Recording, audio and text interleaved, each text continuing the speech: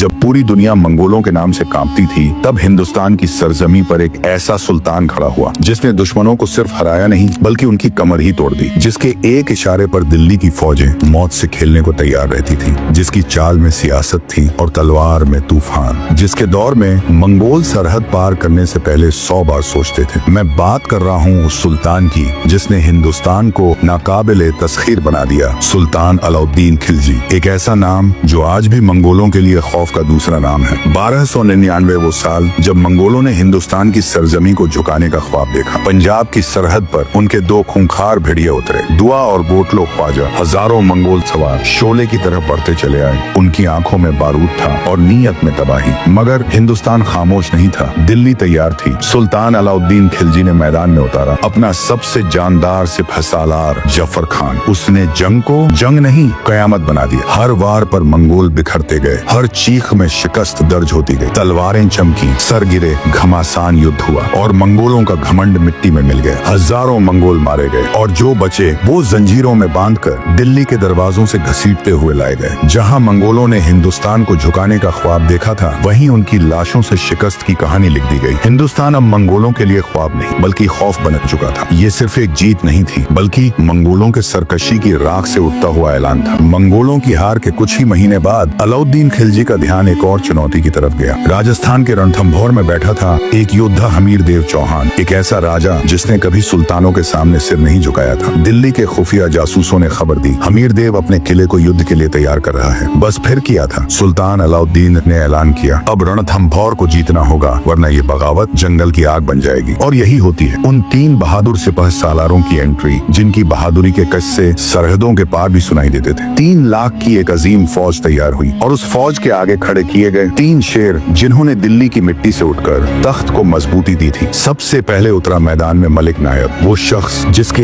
एक इशारे पर हजारों सिपाही बगैर देखे तलवार चला देते थे। उसकी तदबीर, उसके नक्शे हर जंग को एक किताब बना देते थे जिसमें शिकस्त के लिए कोई सफा नहीं होता। और फिर दूसरा कमांडर मलिक काफूर, दिल्ली का सबसे बेखौफ सिपह सालार, जिसने तलवार को सिर्फ हथियार नहीं इबादत बना दिया। उसका हर वार दुश्मन की जड़ें हिला देता था। कहते हैं अगर जंग में काफूर उतर आए तो दुश्मन की शिकस्त दस्तखत से पहले ही लिखी जा चुकी होती थी। और फिर मैदान में उतरा तीसरा सिपह सालार, जिसको हम सब जानते हैं जफर खान। वो नाम जो मंगोलों के लिए खौफ बन चुका था, जिसने तलवार को आंधी बनाया और दुश्मन की फौज को मिट्टी में मिलाया। तीनों सिपह सालार तूफान बनकर रणथंभौर की तरफ बढ़े। किला का 3 महीने तक घेराव किया गया। किला पहाड़ की चोटी पर था, ना काबिले तस्खीर, जिसे जीतना आसान नहीं था। उसके चारों ओर पत्थरों की ऊंचाई नहीं बल्कि जिद की दीवारें थीं। हर रोज दरबार से सुलगता ऐलान निकलता, दिल्ली की तलवारें इस किले तक नहीं पहुंच सकती। मगर सुल्तान ने हमला तलवार से नहीं सोच से किया। उसने नक्शे बिछवाए, जमीन को पढ़ा और फिर नदियों का रुख मोड़कर किले की रगों में बहते पानी को ही रोक दिया। पानी जो एक किले की जान होता है, वही सबसे पहले बंद कर दिया गया। हमीर देव, वो राजा जो एक बहादुर और ताकतवर जंगजू था, उसने कहा मर जाऊंगा मगर हार नहीं मानूंगा। बस फिर जंग का आगाज हो गया। किले के अंदर जौहर की तैयारी शुरू हुई और बाहर सुल्तान की फौजों ने आखिरी हमला किया। एक तूफानी रात में किले का दरवाजा तोड़ा गया। हमीर देव तलवार लेकर अंतिम युद्ध में उतरा। उसने जमकर मुकाबला किया। घमासान युद्ध हुआ मगर आखिरकार जीत अलाउद्दीन खिलजी की हुई। किले के अंदर रानी और हजारों महिलाओं ने आग में कूदकर जौहर किया। अलाउद्दीन खिलजी ने किले की ऊंचाई पर खड़े होकर कहा, रणथंभौर अब दिल्ली है और दिल्ली अब कोई नहीं तोड़ सकता। और उसके बाद फिर एक ऐसा युद्ध जिसने इतिहास बदल दिया। साल था 1310। मकसद था वारंगल, जहां राज करता था काकतीय वंश का राजा प्रतापरुद्र देव। एक ऐसा ताकतवर हुक्मरान जिसके पास सिर्फ फौजें नहीं बल्कि एक ऐसा खजाना भी था जिसके एक हीरे ने सदियों का इतिहास बदल दिया। दोस्तों, मैं बात कर रहा हूँ उस नगीने की जिसे दुनिया कोहिनूर के नाम से जानती है। वो कोहिनूर जिसकी तलाश में न जाने कितनी सल्तनतें बर्बाद हो गईं। वो जिसके ताज में जड़ा हो तख्त उसी का कहलाए। और सुल्तान अलाउद्दीन खिलजी ये बात बखूबी जानते थे, इसलिए उन्होंने भेजा अपना सबसे बेखौफ सिपह सालार मलिक काफूर। वारंगल का किला, एक ऐसा किला जिसे काकतीय राजवंश ने पत्थरों से मजबूत बनाया था। चारों ओर ऊंची दीवारें, भीतर बहता शाही शानो शौकत और बीचों बीच विराजमान था राजा प्रतापरुद्र देव। मगर हर दीवार का एक मुकद्दर होता है और उस मुकद्दर को बदलने के लिए दिल्ली से चला था सुल्तान अलाउद्दीन का शेर मलिक काफूर। उसके कदमों के साथ चली हजारों तलवारें। उसकी पेशकदमी में सिर्फ जंग नहीं बल्कि तख्त पलटने का इरादा था। वारंगल का किला 3 महीने तक घेरे में रहा। प्रतापरुद्र ने लाख कोशिशें की मगर दिल्ली की चाल तलवार तलवार से तेज निकली। आखिरकार वारंगल किला फतेह हुआ, राजा को शिकस्त हुई। जब मलिक काफूर दिल्ली लौटा तो उसके हाथ में सिर्फ तलवार नहीं थी, बल्कि एक मखमली डिब्बा था जिसमें सोई हुई थी तारीख की सबसे चमकदार और नायाब चीज कोहिनूर। उसकी चमक ने दरबार को सन्न कर दिया। इतिहास ने कलम उठाई और लिखा, जब तक कोहिनूर अलाउद्दीन के ताज में जड़ा रहा, दुनिया का सिर हिंदुस्तान के आगे झुका रहा। अलाउद्दीन खिलजी वो पहला सुल्तान बना जिसके पास सिर्फ तलवार की ताकत नहीं बल्कि कोहिनूर की विरासत भी थी। मगर सिर्फ कोहिनूर जीतना काफी नहीं था। सुल्तान को वो हिंदुस्तान चाहिए था जिसका हर कोना दिल्ली के ताज के नीचे झुका हो। और अब अगला इम्तिहान था बंगाल की दलदली जमीनों पर। वारंगल में तलवारें चली थी, मगर अब सुल्तान एक और जंग की तैयारी कर रहा था जिसमें दुश्मन नजर नहीं आता था। वो शातिर दुश्मन कीचड़ में छुपे होते थे। बंगाल वो इलाका जो अब तक किसी सल्तनत का हिस्सा नहीं बना था, जहाँ बागियों से ज्यादा दलदल थे और हर युद्ध बारिश की थपेड़ों में लड़ा जाता था। मगर सुल्तान जानता था, अगर हिंदुस्तान को एक बनाना है तो बंगाल को जीतना जरूरी है। और फिर सुल्तान अलाउद्दीन ने भेजा मलिक काफूर को बंगाल की तरफ, जहाँ जंगल थे,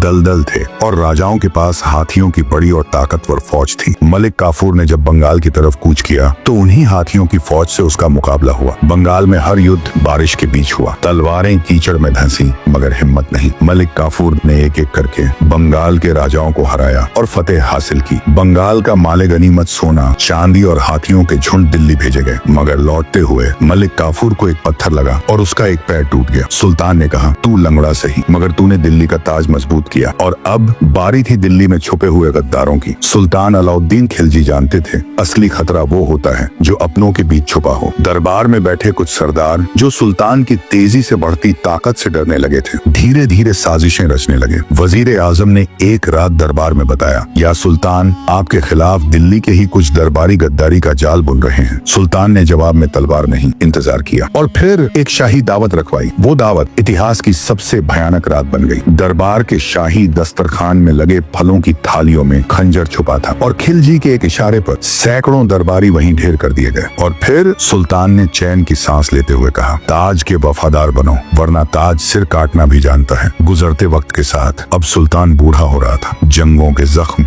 जिस्म से ज्यादा अब रूह पर असर डाल रहे थे, मगर ताज अभी भी उनके सिर पर था। दरबार में अब एक नाम सबसे ज्यादा चर्चा में था, मलिक काफूर, जिसने सुल्तान के हर हुक्म को अमल में बदला, जिसने उसके लिए जंगें जीती और जो अब दिल्ली की रगों में दौड़ता हुआ नाम बन चुका था। कई लोग कहते हैं सुल्तान ने सब कुछ भांप लिया था, वक्त की चाल को भी और तख्त की खामोशी को भी। इसीलिए एक रात लाल किले की छत पर सुल्तान अलाउद्दीन खिलजी ने मलिक काफूर को बुलाया। सुल्तान की वो नजरें जिनमें कभी आग हुआ करती थी, अब उनमें एक बुझती हुई लौ थी, मगर समझ आज भी तलवार से ज्यादा तेज थी। सुल्तान ने कहा, काफूर, तू मेरा साया था उस वक्त भी जब मेरे दुश्मन मेरे नाम से कांपते थे। तब तेरी वफादारी ने मुझे यकीन दिलाया, अगर मैं न रहा तो भी मेरी दिल्ली महफूज रहेगी। और अब जब मेरी सांसें मुझसे रुखसत ले रही हैं, तो मैं चाहता हूँ कि दिल्ली की सल्तनत बिखरे नहीं। इसलिए अगर मैं ना रहूं तो दिल्ली को जलने मत देना, इसे चलने देना। और फिर अगली सुबह शाही कक्ष से निकली बस एक चादर जिसमें लिपटा था हिंदुस्तान की सबसे बड़ी ताकत का आखिरी सलाम। उस सुबह सूरज तो निकला था, मगर दिल्ली पर एक अजीब सा अंधेरा छा गया था। एक सुल्तान गया नहीं था, बल्कि हिंदुस्तान की वो दीवार गिरी थी जिसने इस सरजमी को सदियों तक संभाल कर रखा था। एक सुल्तान नहीं, बल्कि एक दौर खत्म हुआ था। वो दिन जब अलाउद्दीन खिलजी इस फानी दुनिया को अलविदा कह गए, वही दिन जब हिंदुस्तान की सल्तनत ने अपनी सबसे बड़ी ढाल खो दी। तख्त रह गया, ताज रह गया, मगर वो नजर जो सब देखती थी अब हमेशा के लिए बंद हो गई और इतिहास एक गहरी खामोशी में तब्दील हो गया। अपने वक्त का सबसे जहीन सुल्तान अलाउद्दीन खिलजी आज भी जब इतिहास पलटता है तो खिलजी एक जालिम के तौर पर नहीं, एक सुल्तान के तौर पर उभरता है जिसने सरहदों को बचाया, सियासत पर पकड़ बनाई और हिंदुस्तान को डर से आजाद किया। अलाउद्दीन खिलजी एक ऐसा नाम जो मिटा नहीं, बल्कि हमेशा के लिए इस फानी दुनिया में अमर हो गया और उसकी छाया,